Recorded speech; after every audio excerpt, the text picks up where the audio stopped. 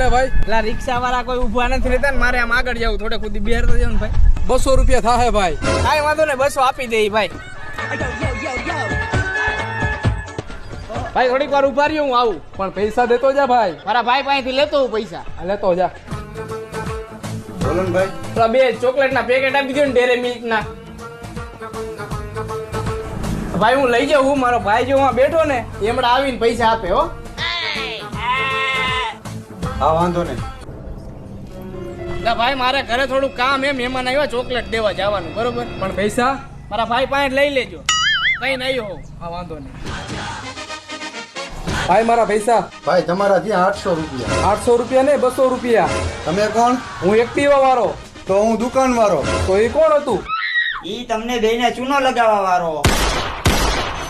આવા માણસો રહી છે અહીંયા.